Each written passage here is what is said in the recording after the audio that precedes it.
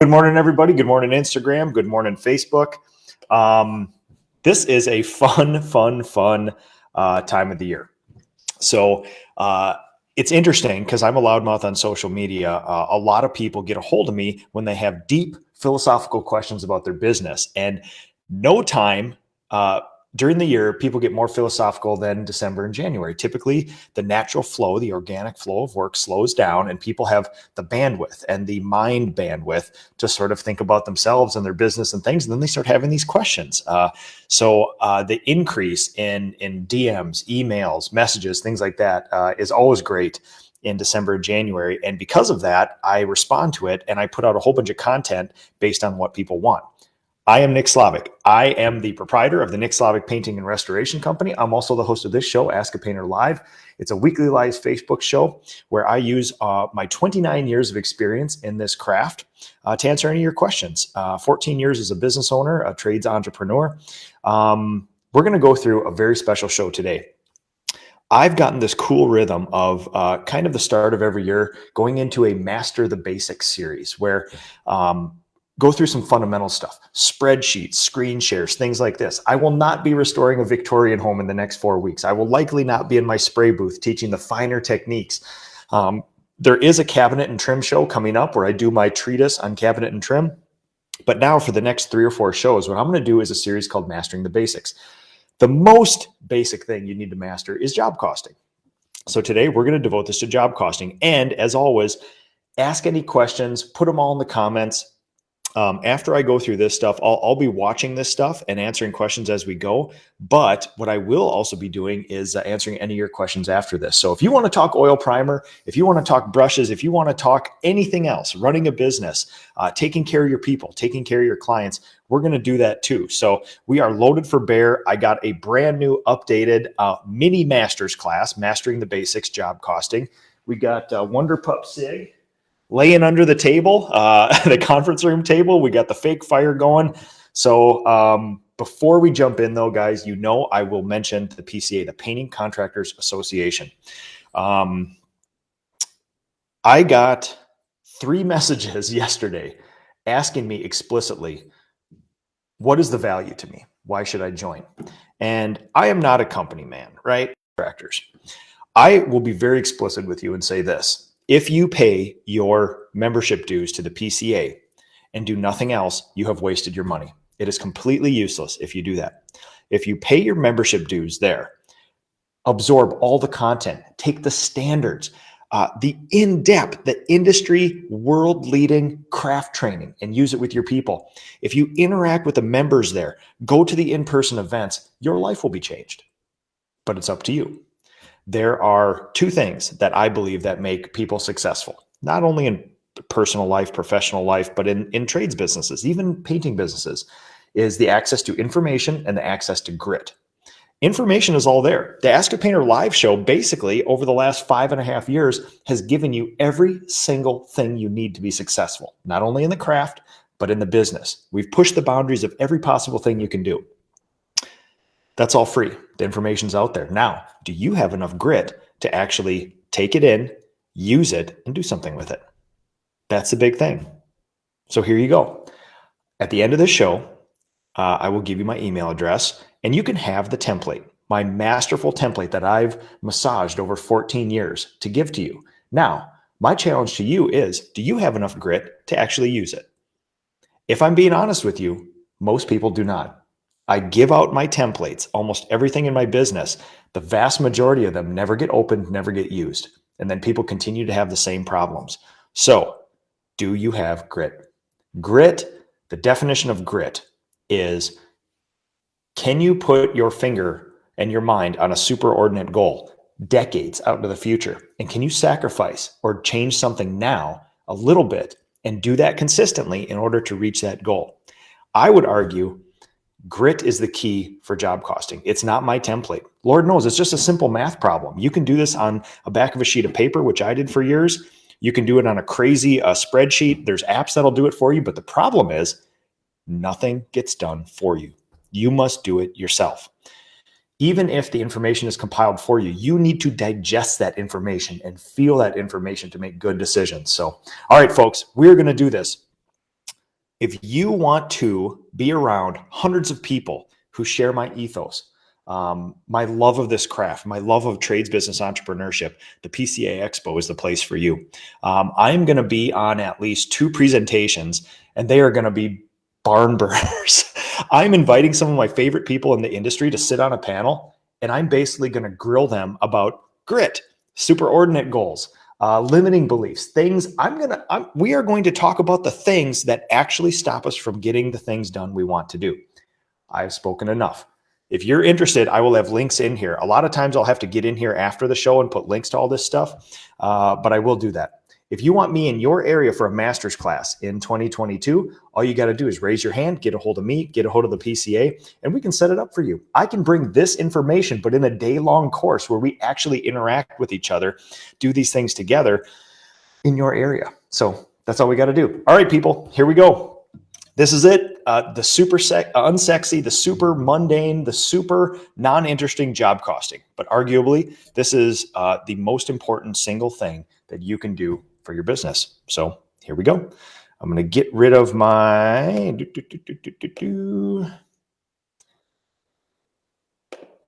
Get rid of that.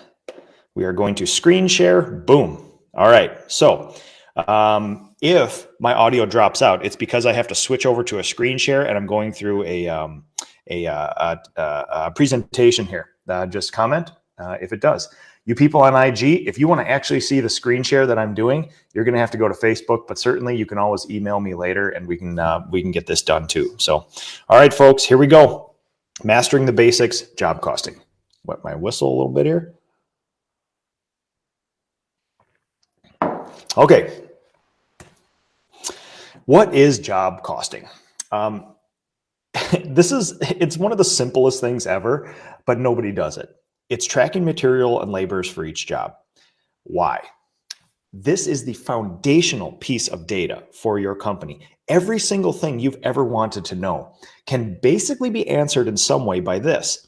You think about, am I making any money? Am I estimating the correct price? How do you schedule? How do you know what to expect from your painters, from your leadership team? How do you compensate them? Every single thing, every friction point, every problem that we experience in business can honestly be solved in some way by job costing. Now, again, do you have enough grit to actually go through and job cost every time? I'm going to walk through each little bit of this stuff. This template, this blue and green template that you see on the screen here, is actually the template that I will give to you. It's something that I've massaged over the years. I have worked out almost all the kinks.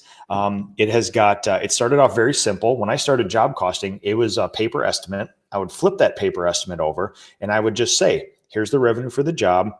Here's how much materials I used in dollars. Here's how many hours I put in, and I got a revenue per hour. And technically that's job costing. And I could rate every single job on a 5-gallon bucket outside of somebody's house, just sitting there, turning that thing over.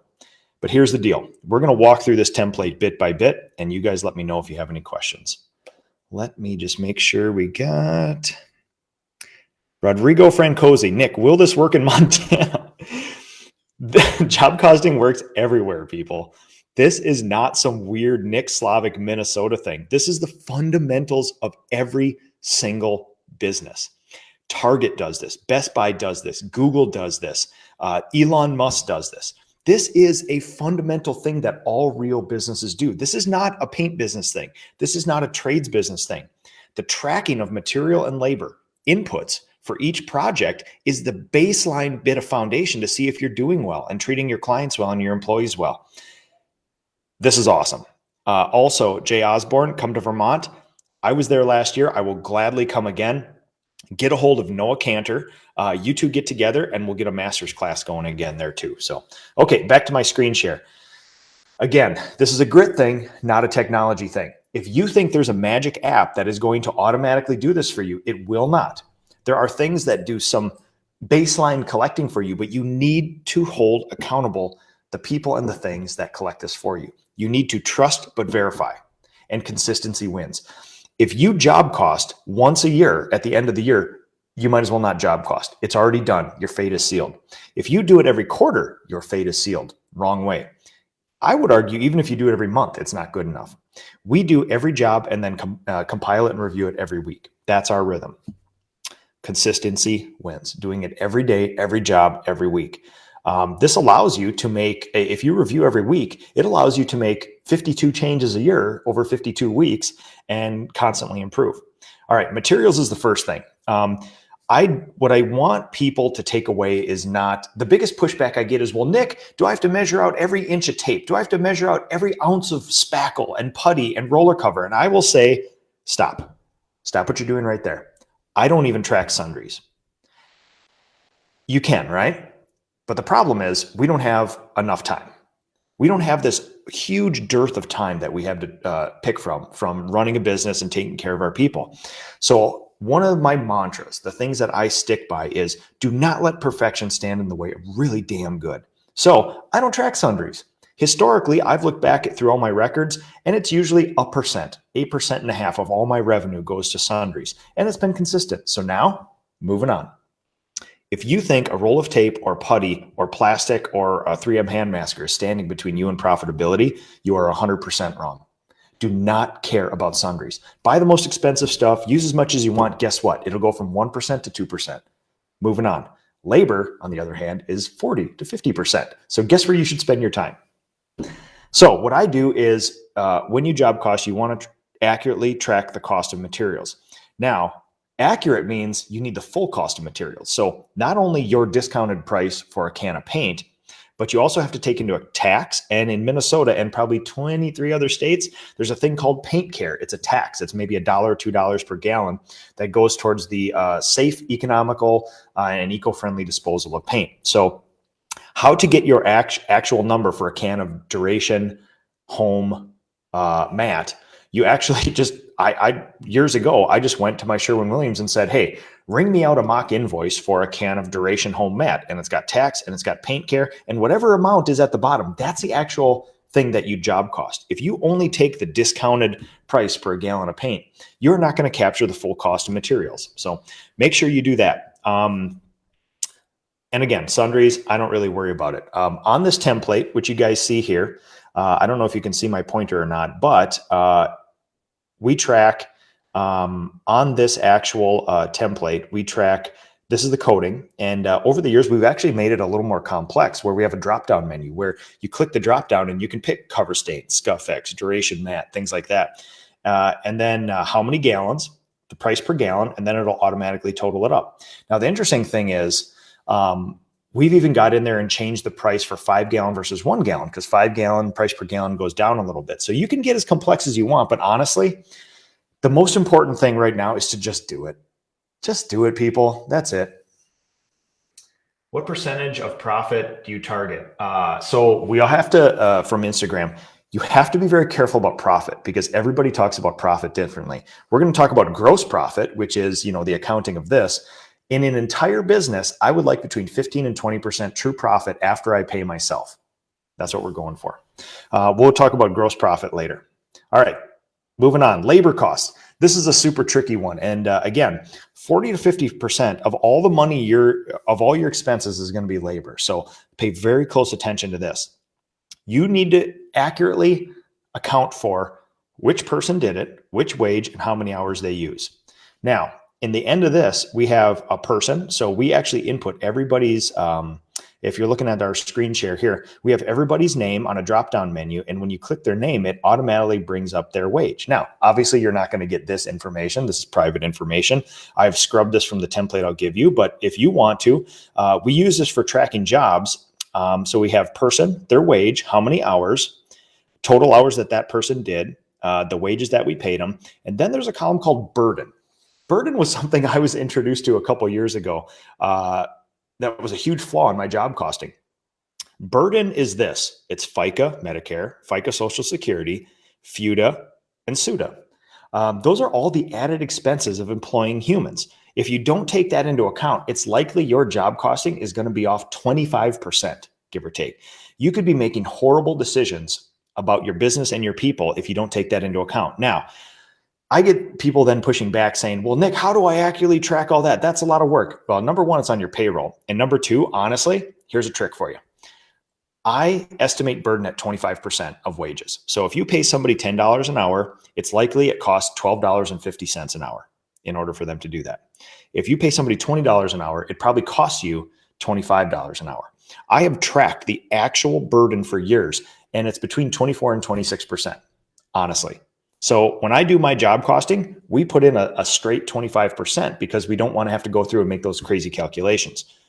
On another show, another time, I'll actually show you how we calculate actual burden and then use it in there. But for now, don't let perfection stand in the way of really damn good.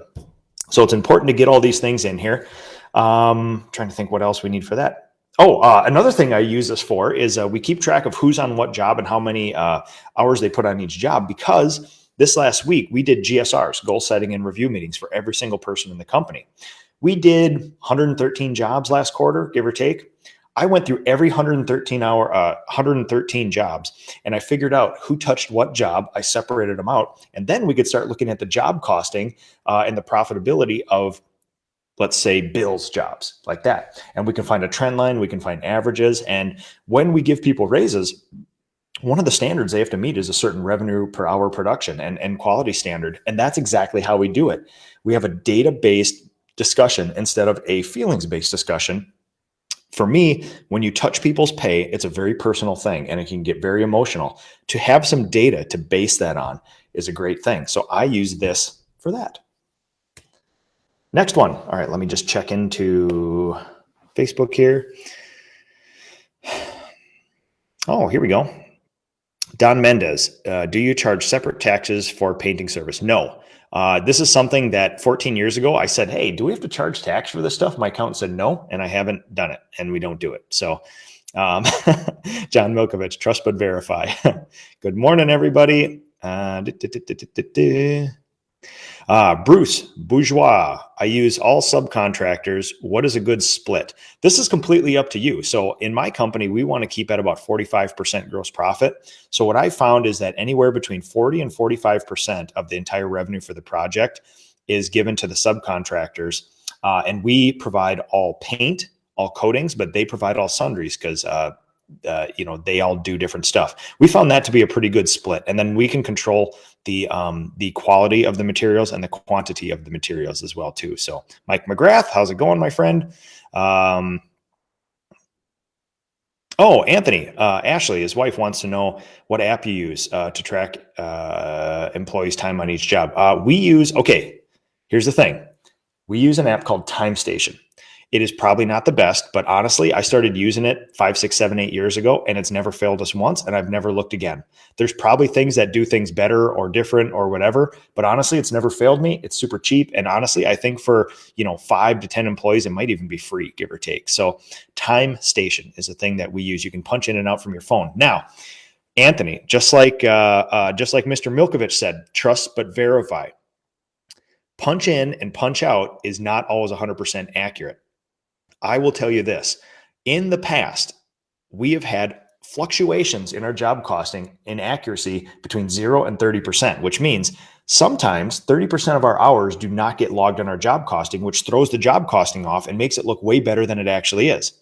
At one point, our job costing got so good in the company, it didn't pass my sniff test. And I said, all right, guys, listen, we're good, but we shouldn't be that good every job. And I walked through and I compared payroll to actual Time Station and then our job costing hours. And I found a 30% difference in that area. So what happened was people were not being malicious, right? They weren't just deleting hours. But then we had some stuff where it's like, well, I was driving from the job to the shop to work on that particular job. And that's drive time. That's not paint time. So I didn't log it. But that drive time is in service of that job. Or I was cleaning my sprayer, so I didn't log it towards that job. Well, I would argue cleaning your sprayer only has to happen because of that job. So now what we do, this is a perfect system, which is there's not a perfect app.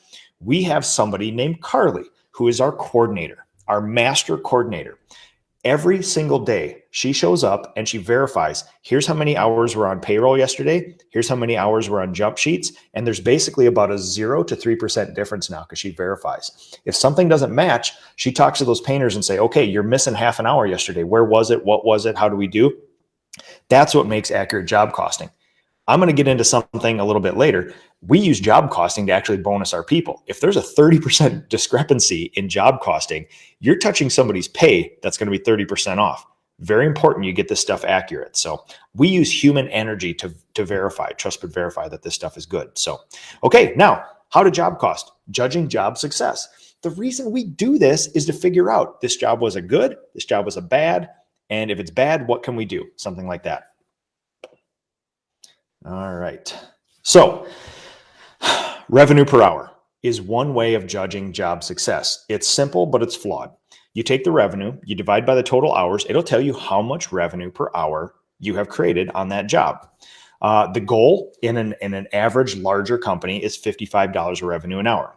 When I was a single person painter, I would want, if it was just me out on a job site, a master craftsperson, I would want it to be double or triple that based on my efficiency and quality standards. The good part about this, it's quick and easy. You can do this in your head. The flaw is it's not accurate based on somebody who's somebody who's an apprentice who makes a lower wage and somebody who's a master craftsperson makes a higher wage. It's not taking into account their actual rate of pay. It's only taking into account the hours they work. So it's a quick sniff test, but it's a tiny bit flawed. You can see some big fluctuations. 50 hours of time from a master craftsperson in my company takes into account, or it costs a hell of a lot more than 50 hours of somebody who's brand new to my company. But the revenue per hour calculation will be exactly the same based on if they both put 50 hours on a job, that revenue per hour, they still produce the same revenue per hour, but one costs you a heck of a lot more. The idea is a master craftsperson will have way less hours because they're better at it, things like that. So revenue per hour, we track it. You can see here in this column, we actually use conditional formatting, and you'll have this on this template too. If it's green, it's met our standards of at least 55 plus. If it's red, it means it has not met the standards of 55 plus. So we track revenue per hour, but it's not what we live and die by. It's not what we promote or dismiss people by. Judging job success, gross profit. This is the big one. And this took me, if I'm going to be honest, it took me about a year between when I was introduced to it to when I felt it inside my body and when I knew that these numbers meant. Before we dive into this, I'm going to just get back into Facebook here. Let's see what we got. All right, Salvatore, if I work on the job myself, do I include my pay and labor costs? Absolutely. Every single person who touches a paintbrush gets logged in there. If you work alone, I used to give myself a rate of pay of $30 an hour when I was in the field, because that's kind of what I figured I'd have to pay somebody if they were an employee to do what I do. Now, typically, for somebody that produced at my rate, I'd probably have to charge a little bit more, but $30 an hour is probably a good rate for somebody who really knows what they're doing, the business owner, you're incentivized, things like that. You have to assign yourself something in there. Anthony, we are using that, but can't figure out how to set up where they log into individual jobs. Yes, Anthony, that is not something we do with TimeStation. TimeStation is just a punch in, punch out, compile payroll stuff. We actually use, Anthony, something called a jump sheet, which I probably have shared with you in the past, but it's an actual work order for the job, and people have to actually log their hours into that individual Google spreadsheet on individual jobs. I know people use all sorts of other apps and software to do this stuff. The problem is, even if you have your employees, apprentices, craftspeople, punch in and punch out of specific jobs, that is not an end all and be all. You must get in there and verify that it was actually done. Not because people are bad or malicious, but because it has to be accurate, and people aren't that good at being consistent and accurate with that stuff. Or there's questions. You haven't trained them well enough, things like that. Oh, Noah Cantor, my man, nth degree painting and advice from a young contractor podcast. Do you ever do across the board incremental price increases to reflect increasing costs of living, materials, inflation, et cetera? No. Actually. So in a way, yes, Noah, of course. But the way that I think about increasing price in my company is usually pretty unsatisfying, which is the theory of how we want to do this is I want to price my jobs as expensive as they can to have enough people say yes to them so that the company that I run, based on where we are now and our growth expectations, will have a full schedule. Those are weird economic variables. So I don't care what the cost of living is. I don't care what inflation is. I don't care if there's a housing crisis. I don't care if there's a labor crisis. I'm going to go out there and I'm going to charge as much as I can for my work to the point where I can still provide value to the client and I can keep my business running. Here's an economic truth, Noah. If I was a single person painter right now, I would probably double or triple all of my prices because I wouldn't need that much work. I'd only need 50 jobs a year, give or take. And honestly, if I shut off all my marketing and I was a single person painter again, I would probably have 10 times more demand than I could handle. So in the laws of economics, supply and demand, you don't have a very big supply of what you offer. So the demand's going to go higher. And then you increase your prices to do that. Guys like Noah and Jason the painter from Minneapolis, you guys are in a really unique situation where you can probably charge 2, 3, 4x what my company does because the organic demand will always outpace what you guys can produce. Honestly, right now, the organic demand is outpacing what my company can do with 35 people. But we have we run under the decent human being theory where we have a whole bunch of people who are new to the trades. So we need to keep a pipeline full of work and kind of bread and butter work for them so that they can get their reps in and still provide value to our clients. So, okay, let's go back to, I love the questions, guys. God, this is so awesome. All right, gross profit. If this stuff all looks like algebra to you or whatever, I can tell you this. It took me a year to digest this stuff. Start, you'll figure it out. These numbers will all make sense sooner or later. I have used conditional formatting, this red and green stuff on my template to basically tell you if you don't understand the specific numbers or the words like gross profit, there's going to be something on there that says green good, red bad. So go by that, but it took me a year to get this stuff. I'm going to go through IG one more here. Decinfo, do your employees fill out your paperwork while on the clock? Absolutely. We actually have 2 times in the day where we physically send out a reminder for them to stop what they're doing and fill that stuff out. It's so important. Our people are so headstrong and they're so gung-ho. A lot of the times they'll just head down throughout the day, take care of our clients, do the work. And we actually have to remind them like, hey guys, we appreciate all that stuff, but we also do need your hours and materials for the day so we can keep track of this stuff. So yeah. Absolutely. If they're doing this stuff, they're doing it on the books for me. So gross profit. Here's a gross profit. People use a lot of these terms wrong, but basically it's what do you have to contribute to this job in a percentage wise to get something back out of it? Or how much percentage are your costs in a job versus your profit in a job? So basically the calculation is you take 100%, which is your revenue. You labor percentage plus material percentage, that's your expenses in a job. You minus that from 100%, and that'll give you gross profit. The goal in my company is 45%. Labor goal is 40, and material goal is 15%. The 2 most important, I was talking with Lauren Fink, who's a super high-speed, young upstart contractor that I met at a master's class yesterday. And she gave me a great piece of feedback, which is, honestly, Nick, in starting off this business, there's so much going on. The biggest thing she took away from my master's class is those 2 numbers, which is keep labor to 40%, keep materials to 15%. And you know what? Figure it out after there. But that's the baseline. If those 2 numbers are out of whack, you don't even worry about overhead. Just worry about material and labor for a job. The upside of gross profit job costing is it's the most accurate way to judge a job, honestly. The flaw, higher and lower based on company size. So we use a standard of 45% in my company. If I was a single person painter again, I would want that to be up. I would want that to be at least 50%, maybe 55%, maybe even higher, depending on how much experience and how good you are with something like that. So you can see on my template here, I've highlighted gross profit, material, and labor percentage. On this template, when you punch in your person's name, their rate of pay, and how many hours they put on a job, it'll not only total it for you, it'll do burden for you. Then it'll automatically calculate the percentage of labor on that particular job. It'll go green, it'll go red, so you can track it. So good way to do it. Problem solving with job costing, because again, why are we doing all this math? Why are we doing all this stuff if we can't actually figure out or solve some problems with it? So number 1, I don't feel like I'm making any money. Unless you have some data to prove you are or you aren't, that's a feelings-based discussion on a data-based problem. So here's the deal. If you don't feel like you're making money, start job costing. I can guarantee you're going to have a come to Jesus moment, which we did this last in 2020, when the pandemic shut the whole world down. We had a series of master's classes with a curated set of people here where we had people in this war room where we went over this and everybody brought jobs here and we job costed them together. And when we sat at this table, I universally heard a few things, which is I'm the best. I charge more than anybody else. I have specific clients who look for me and will pay more and wait more for me. When we did the job costing, we realized altogether that almost everybody at the table, they probably were the best. They were not charging the most. They were actually undercharging. Most people only produced revenue at a rate where they basically created a $20 an hour job for themselves. So it feels good to have a good client. It feels good to have good work. But if you don't have the data to then say, hey, that was also a successful job, or you know what? You broke yourself for that client. You did twice the amount of work that that job needed. You didn't make any money, but you made a happy client. Sometimes you can walk away from that saying that was a huge success.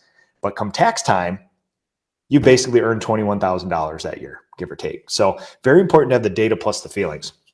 Now, here's the deal. If you don't feel you're making money, you're going to look at material and you're going to look at labor. You look at materials. If you're above 15%, you're not accurately using materials or estimating materials. I will tell you this from experience. If you think paint or tape or spackle or plastic is keeping you from being profitable, there's a 99.8% chance you are grossly wrong. If I could give young contractors, young craftspeople, any advice, it would be, listen, stop worrying about materials. Materials do not matter. Buy the best stuff, buy a bunch of it, and then work on labor. That is honestly the best advice I can give anybody.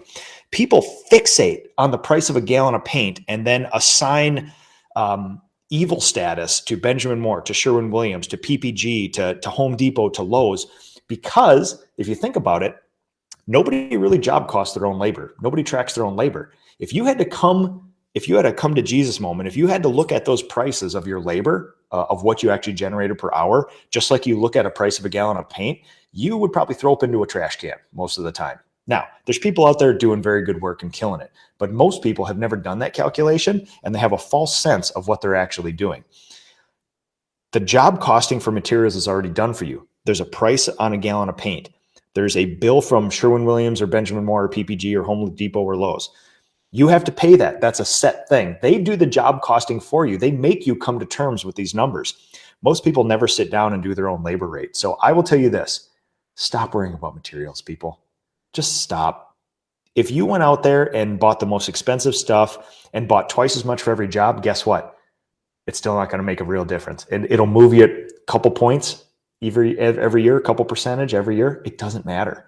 Labor is where it's at. So if you're above 15% in materials, watch it, but also understand that, you spending all your time trying to get below 15% materials is probably not time well spent. If you could also then maybe train yourself, do something more efficient, get your labor below 40%.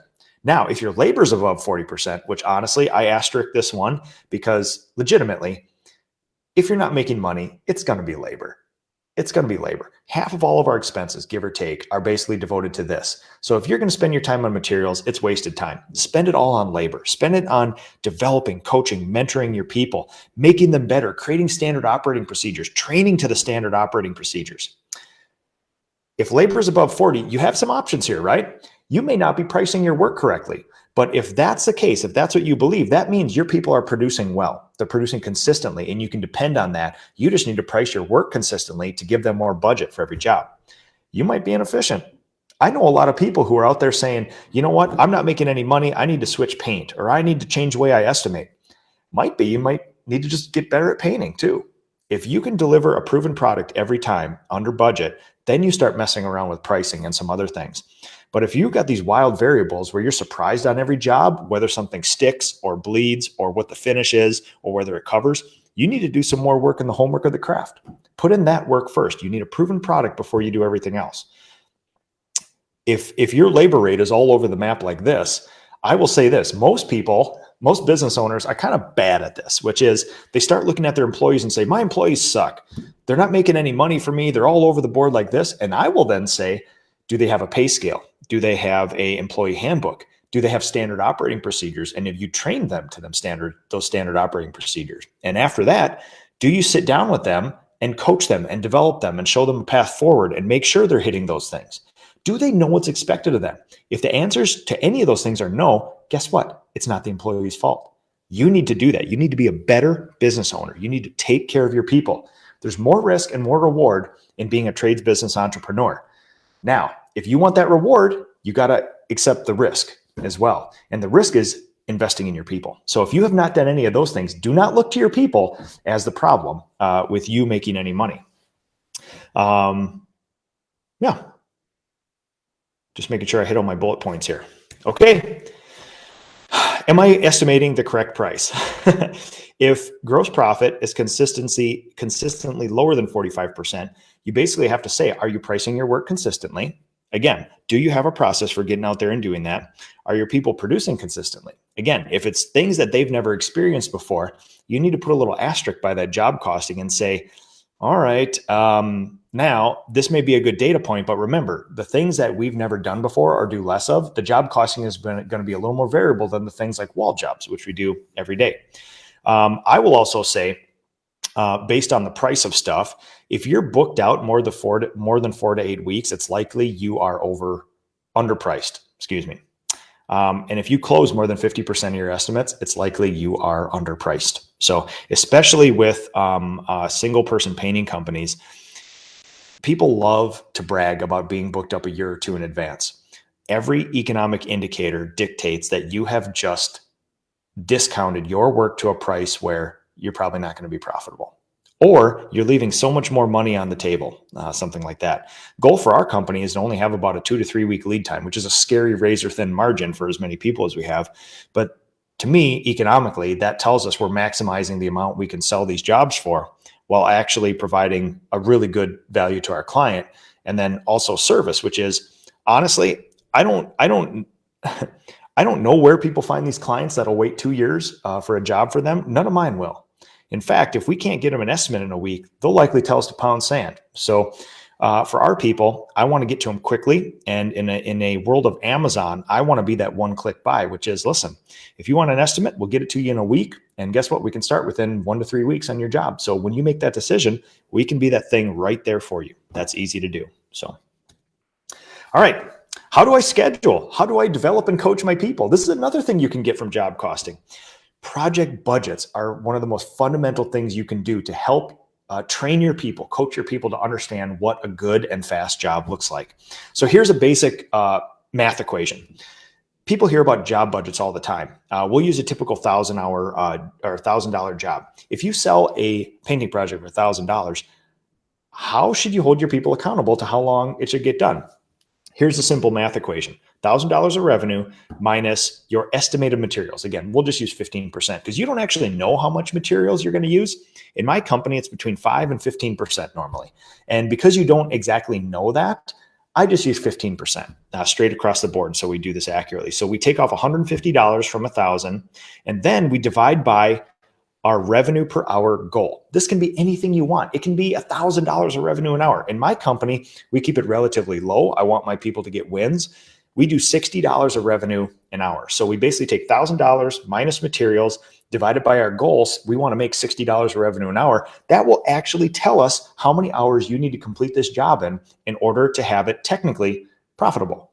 Now, in the end, in the job costing, it'll be a little bit different because the materials may differ, things like that. The labor cost of your people, you may have craftspeople versus apprentices, so that'll change. But honestly, that is the best thing you can do for your people. A $1,000 job in my company should take about 14.2 hours to complete, give or take.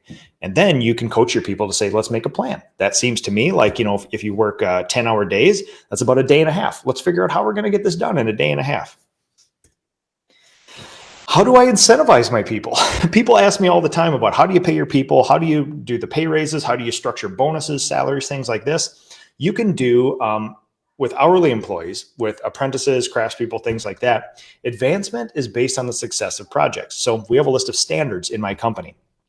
One of the standards is the low threshold is $55 of revenue generation an hour. If you fall below that consistently, and you don't share our core values, you're going to be dismissed from this company. We want you to produce at least that. That's the baseline. Now we have higher goals for people, obviously.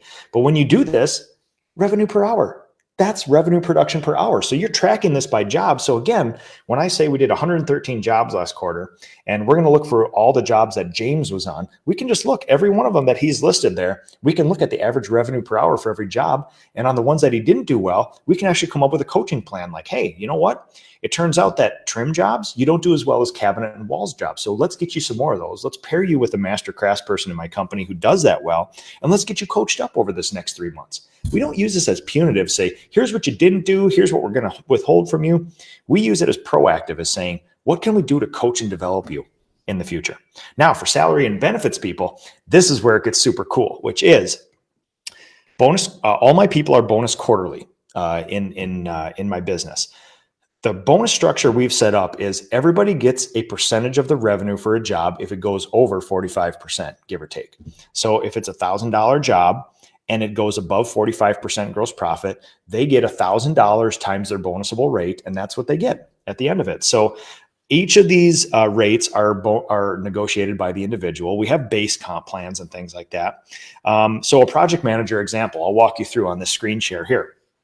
A goal in my company is to produce $1 million of good gross profit work every year. So if you think about that, 4 quarters, we want them to produce about $250,000 worth of good gross profit work.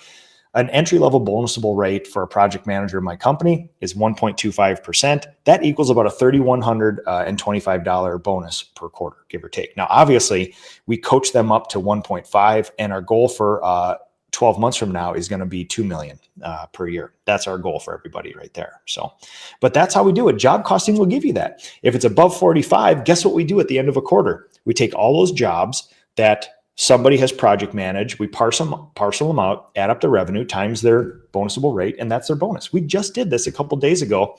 I turned in Q4 bonuses Friday for all my people. So fun to do. All right, let's punch into Be Live. I know we got some questions here. Holy mama, you guys got questions. I love this. Anthony Cade, awesome. Thought we were missing something. Absolutely, man. Time Station, again, it's a great thing, but it doesn't do all that stuff. Anthony Cade, thanks for sharing. We have 2 people starting Monday. Boom. Way to go, man. Take care of your people. Break yourself and put forth an exhausting amount of effort towards them. You will get a return. Genuinely, empathetically care for them. And I know you're going to do it. All right. Calito Oliveras, how do you deal with technology barrier? I have a couple older employees that really struggle with this stuff. I tried your jump sheet and love it, but some don't seem to get it. So 2 ways to go about this. Doing the jump sheet, doing the project plan, and punching in and out are part of the standards of the company. And if you do not do them, you could find yourself in an area to get dismissed. Now, we are not a punitive company, though. We function on a baseline that we call API, assume positive intent. I got that from my kid's principal at their school. When a kid's parent comes in screaming at the principal, my principal is an awesome guy, and he basically says, first, API. Assume positive intent and then deal with it from there. We have some older employees who are not as technologically savvy as other people. And you know what? We sometimes give them 3 months to a year in order to do this. And we gently coach, we gently prod, and we pair them with people who are good at it. And we approach it from a very optimistic point away, which is we rib them a little bit like, come on, man. Like, we know you can use this stuff. Like, we're here for you. Let us know we can help. But 2 people in my company, they're getting it. But we really did set forth a goal in the next 3 months. Like, listen, everything else now is like super good here. Just get on that dang phone. It's just like it's a sprayer is easier to figure out than the things we ask you to do on your phone. So super easy. Rodrigo Francosi, Nick, gross profit includes burden. Yes. Labor includes burden, always. Larry Ash, how do you factor in your vehicle costs, maintenance, gas repairs, and vehicles paid through the customer? This is all overhead, Larry. We're talking about variable costs for a business. In any business, there's 2 main types of costs. There's variable costs and there's fixed costs. It depends how nerdy in accounting you want to get. I went to college for it, so we can go deep into certain, like, the meaning of material can mean something way different depending on if you're an accountant or not. So here's the deal. Job costing is variable expenses. We only incur these costs when we have a job. Think about it. Your people don't work, and you don't need to buy paint if you don't have jobs. They're variable. They only get triggered when you have a job. Your fixed cost, your vehicles, your shop, your insurances, those are all fixed. Whether you have work or not, you're going to pay for them. That's a whole other show. Likely it'll be the next show where we talk about fixed costs or overhead, something like that. But yes, people always say, well, where do you account for this, this, and this? Listen, people, when you price your work, when I price my work, it includes everything. They'll say, well, how do you account for profit? How do you account for this? Listen, whatever you charge a client, it has to include all that stuff. That's why it's important to job cost to figure out if you have enough money, if you have enough gross profit at the end of this to then pay for overhead. How this typically goes is you have revenue, you minus out materials, you minus out labor, and you're left with gross profit. Your gross profit is what you have left to pay for overhead and your profit yourself, your true net profit at the end of it. So that's how we think about it. Another show, Larry, we'll get to it.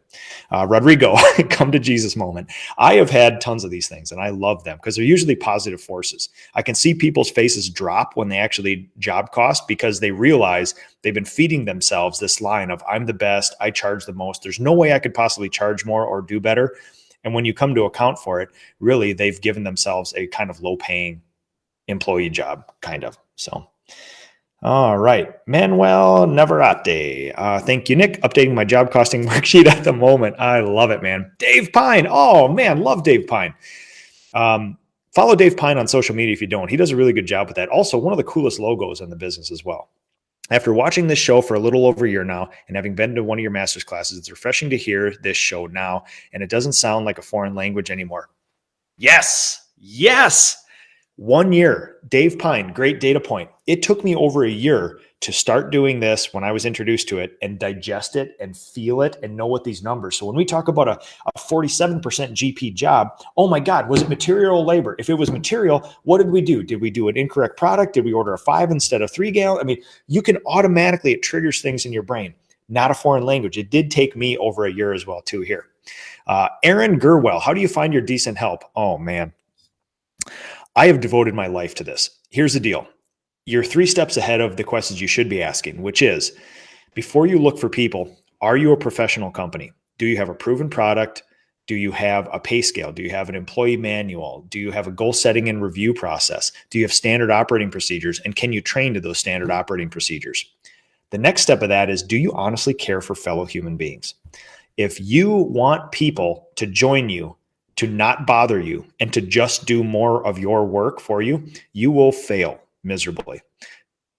The way forward, everybody thinks about work differently after the pandemic. Well, before the pandemic, but the pandemic accelerated it.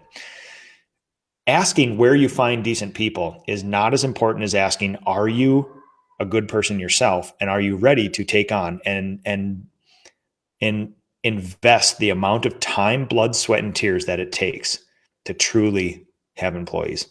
And most people, it's no. But if that is you, Aaron, I will tell you this: Facebook jobs, Indeed, ZipRecruiter, and obviously word of mouth. But if your ad stinks, if it's just like everybody else's ad and you have nothing to offer these people, I wouldn't even bother. Jeff Vertaud, new construction, profitable for your company or waste of time? Interestingly enough, I talked about this a little bit ago. Then we'll get to the last little bit of stuff here. When it was me and a couple craftspeople, it was our most profitable stuff because we're bangers. And I was out there super producing on these job sites. But they're complicated. But I have enough reps. I have 29 years in the industry where I can process a new construction job, roll with the punches, produce while around other contractors. Since we've expanded with apprentices and craftspeople, we don't do that well with them in a standard new construction economy. We do very well with our selected contractors who let us do our processes. But honestly, out there slugging it out with the rest of new construction painters, it's not a good fit for us, and we don't really do it anymore. Interesting data point.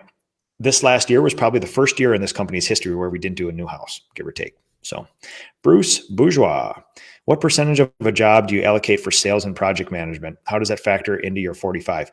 That's all overhead, Bruce. So I usually factor in, I like to keep my project management to about 5%, the assistance on that. So that includes the project manager and production manager's salary, benefits, and bonus there.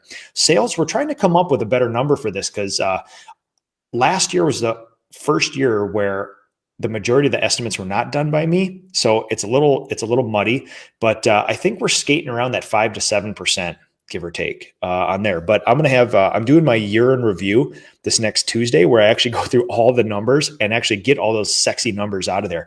How many estimates did we do? How many did we win? What's our average job size? What was the cost of sales this year? Things like that. So Bruce, it's give or take right around there. I can give you a good data point at another time if you like. So Kalito, thank you.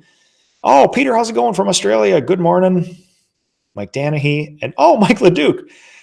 Mike LeDuc, veteran friend from New Prague, moved to Australia. We got a couple Australia people here. How do you cost a job in a different country, i.e. Australia? Free room and board provided. Oh yeah, man. So again, it's the same thing. Your labor and material inputs are going to be just slightly different on a different scale, but then you can also charge differently depending on where you are. Job costing, the percentages, what's good about job costing, the percentages are usually pretty universal.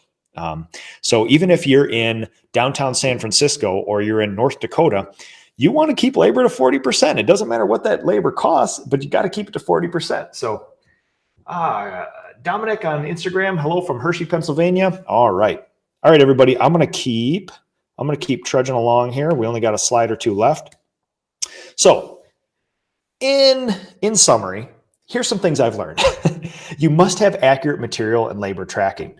Like I said, in years past, it has fluctuated 30%, which means either somebody who's getting a bonus off that job is getting screwed, or they're getting 30% too much bonus. Likewise, either I'm not paying enough bonus or I'm getting screwed. I'm paying people too much on bonus. It's not that you want to be punitive with your people. You want accuracy. Accurate numbers will give you good decision-making fodder. Burden is 25% on wages. You can ask all you want about FUTA, about SUTA, about MICA, FICA, Medicare, Social Security, all that stuff. I'm not an expert. I know enough to have an accountant take care of all my payroll. What I do know is that when you're doing job costing, if you take hours times the rate of hour per that employee, that'll give you the total amount of wages, times that times 25%. Honestly, that's going to be within 1% super accurate in your job costing.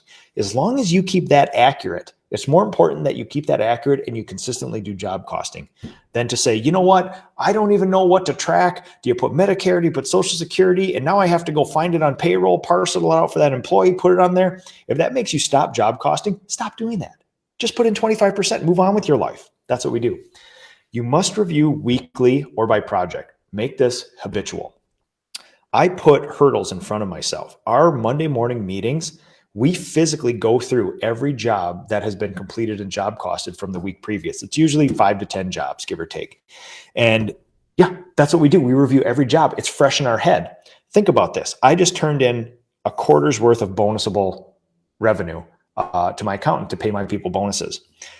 If we had to review all that at a quarter and we had to think 3 months ago, hey, wait a second. I didn't think Tina worked on that job. I thought she was on this job.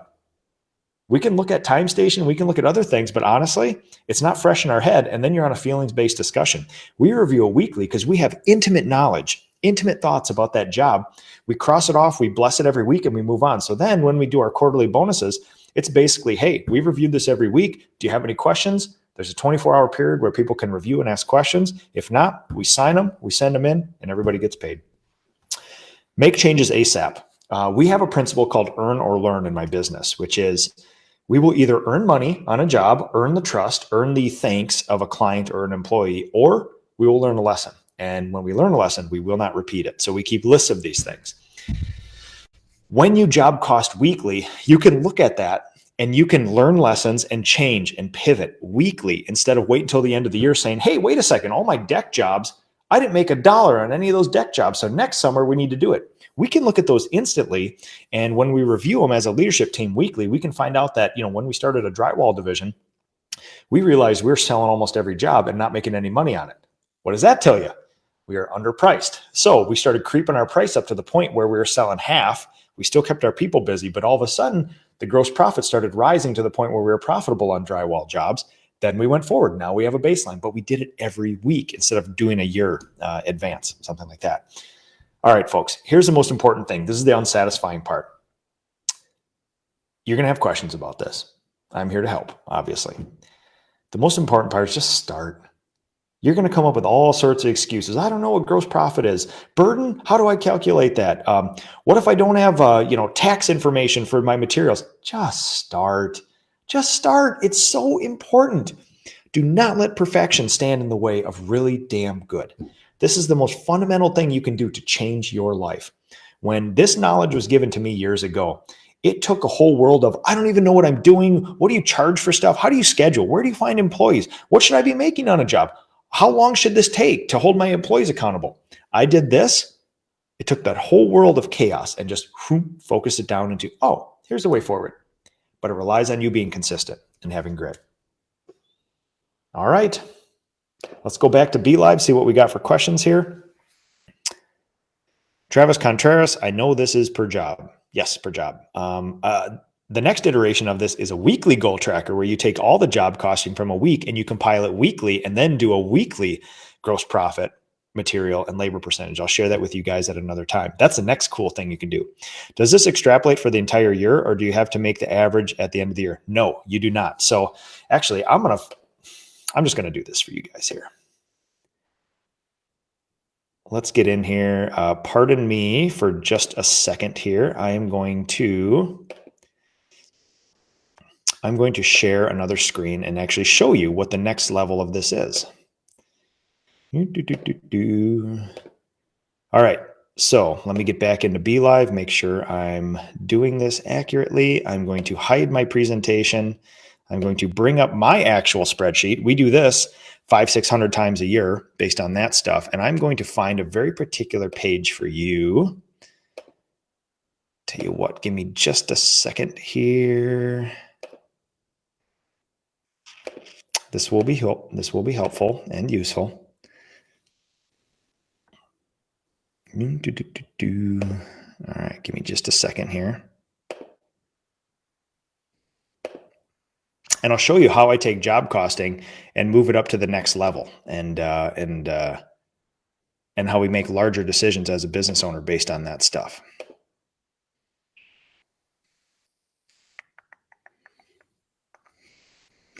All right. I want to find a good example for you. Okay, this is what we call our weekly goal tracker for people on here. This is basically what we do. There's different levels of job costing. There's individual job costing, right? Where we do this for every job. Then the next level is we do it per week. My production staff and coordinator puts this together every week and we review it. What you're seeing here on your screen is my weekly goal tracker. These are jobs split between one of my project managers and another. This is all of our employees' time here. So what we're doing here is they assign a revenue number per job. Now, all jobs don't finish in a week, right? But we have to figure out what percentage of the job is done, assign our revenue. Then we can figure out how much revenue did we produce this week. Then we can look over here to see how much our labor was. Let me get back over to that sheet here. And what you're going to find here is something really interesting down at the bottom, which is, here's our materials for that week. We take all the invoices from materials, we compile them here, and then we can figure out by that week, we job cost our weeks as well, not just the jobs, to see how we're doing. This is all my employees' payroll right here. I think it was $22,000 that week. This actually tracks all the FICA, Medicare, everything else. And you're going to see something right here, burden. Look at that. I actually accurately, this is where I actually go through all my payroll and calculate. Here's the retirement plan. Here's the health insurance, FICA, Medicare, all this other stuff in there. Now in the bottom, we separate out the leadership team down there as well. Because if we just do all payroll, it's going to take in the leadership team. The leadership team is on overhead. So what you're going to see here during this week is we produced, our goal was $44,000, give or take. We produced $62,000. Our revenue per hour was almost $77 an hour. We had a 62.8% gross profit. This was a particularly good week. Materials were 9.5%. Again, so materials, our goal is 15. We actually had a pretty low week. Our labor was 27.7. Our field management only cost 3.8% that week, and our sales only cost 3.7% that week. So, Bruce, when we were talking about percentages, if you produce more revenue, these percentages go down. These are not my goals. These are what we actually did on that week there. So, yeah, that's basically how it works, give or take. So that's the next level of job costing, and I will get rid of that.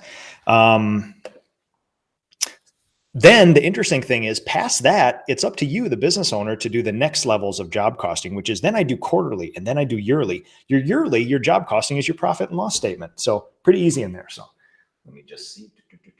All right. Make sure I'm not missing anything on IG. All right. A couple more comments here, a couple more questions. Raymond Bradley Ducoing. Do you send your people to another project if they finish up early? Absolutely. Absolutely. If we can schedule it, absolutely. Travis Contreras. Or do they keep two of these running? One per year and one per job, and add the jobs to the yearly? No. So again, I will show you. Job costing per job. This template that you guys see, this blue and green template up on my Be Live screen, the screen we're producing here, that's an account for every single job.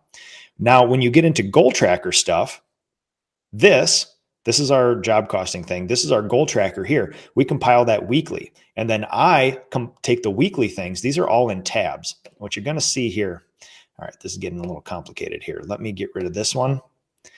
What you see at the bottom here, you see these numbered things here, 21, 22, 23. These are all the weeks. I have one big feeder sheet. That's the master, my dashboard, that every one of these weeks, the revenue, the gross profit, the material, the labor, the payroll feeds into a master sheet. And then after that, I start looking at that on a larger level. And that's my purview like that. So yeah. See what else we got here. Do not let perfection stand in the way of really damn good. Yes, exactly. That's the goal of my life, simplicity. So Bruce, this has been very helpful. Now go spear some northerns. Yes, I got a dandy yesterday. It's likely I had it was about a 30 incher, which isn't a barn burner, but those things can be, between 7 and 10 years old. So a fish that has lived a long, great life and taken a long time to mature. And I'm grateful that me and my family will be eating it later. So Travis Contreras, perfect. That explains it. I was wondering. Good. You should be a motivational speaker, Julio. Yeah.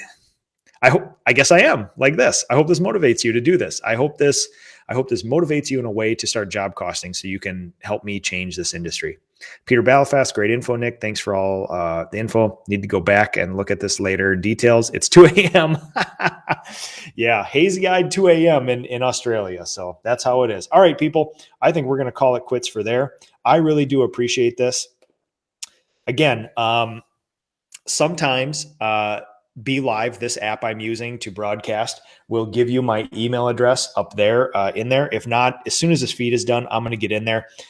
You can email me, nick@nickslavik.com. Do not go through my website. Do not go through Facebook. Do not post your email address in this thing. I will not type in your email address and send these. You must send me an email. You have to make this easy for me.